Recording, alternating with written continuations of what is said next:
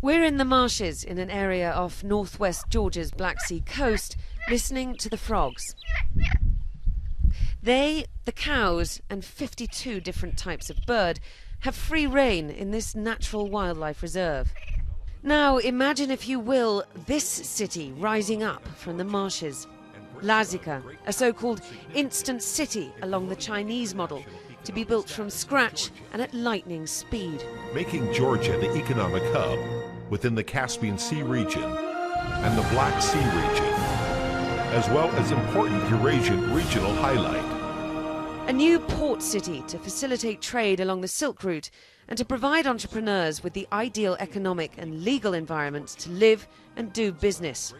And the birds will have a home too. There'll be a special section to preserve the wildlife right in the heart of the city. If we want to be exceptional, and if we want to create truly this hub economy, and if we truly want to create an open economy for the rest of the world to come and invest in Georgia, we have to be creative. And when you don't have natural resources such as oil and gas, you have to be very creative. So Lazika is being very creative.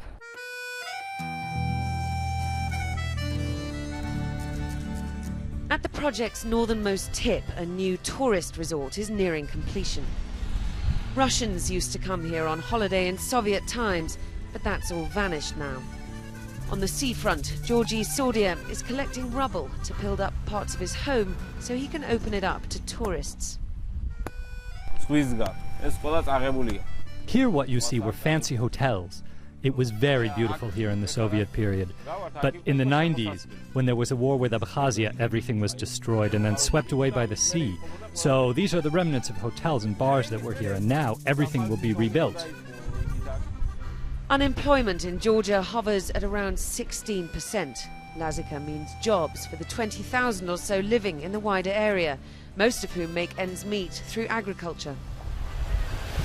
So far, all the construction you'll see for the city of Lazika is this pier, but imagine in 10 years' time a bustling port and a futuristic city housing 500,000 people. Well, that's what the government says it's going to look like, but it does beg the question when I look at this wasteland in front of me, whether that will ever actually happen.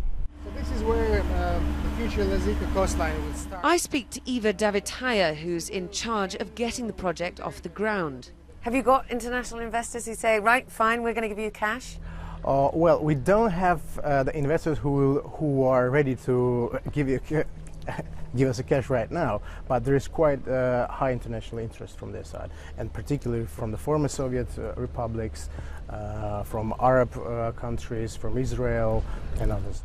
Just 20 kilometers south of Lazika is Georgia's most important port, Poti. When we asked the truckers at a local kiosk what they think of a second port city being built just up the coast, it provokes furious debate. Here is the city of Poti. It's in ruins, so before a new one is built, it's better to restore this city. What do I think about Lazika? That it's all good. It will be a good city, people will be employed there. What's better than that? The plans aren't really off the drawing board yet, though the government says expect to be able to move here in 5 years' time. For now, Lazika belongs to the cows, who have some time to wallow in the mud, whilst the planners engage in a bit of blue sky thinking. Diana Magnay, CNN, Lazika, Georgia.